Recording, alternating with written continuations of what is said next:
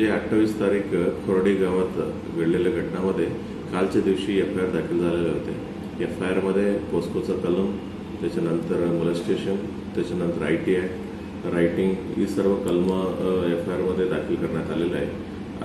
FIR दाखल झाल्यानंतर आतापर्यंत 3 आरोपींना अटक करण्यात आलेलं आहे. 3 आरोपींचं नाव आहे अनिकेत भोई, किरण माली, अनुज पाटील आणि आणखीन एक चौथा आहे अल्पवयीन मुलगा आहे. त्याला देखील ताब्यात घेऊन त्यांची पुढील कारवाई करतायत आणि ओव्हरऑल FIR मध्ये 7 लोकांचं नाव मेन्शन केले होते आणि 7 पैकी आता 4 झालेले आहे. उरलेल्या 3 साठी पण अटके करण्यासाठी आपलं पोलीस टीम शोध चालू आहे.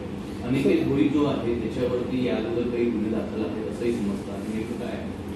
अनिकेत भोई या गुन्ह्यामधला मुख्य आरोपी आहे आणि त्याच्या विरोधात जुने 4 गुन्हे आहेत. त्या 4ही गुन्ह्यातलं स्वरूप रायटिंगचं प्रकारचं आणि मारहाणी प्रकार, दुखापत करण्याचं प्रकारचं होते. असे 4 गुन्हे दाखल आहेत. सर, आधीचा जो एक 353 गुन्हा दाखल आहे त्यातलेही काही आरोपी अटकेत आहेत?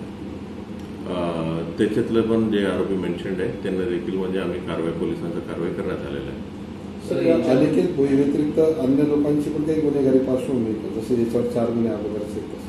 बाकी इतर जे काही आरोपी FIR मध्ये मेन्शन्ड आहे त्या आरोपीच्या विरोधात कुठला गुन्हा अजूनपर्यंत आम्हाला समजलेला नाही. यांची पार्श्वभूमी काय आहे आणि कुठल्या राजकीय याच्यातले आहे का पक्षातले?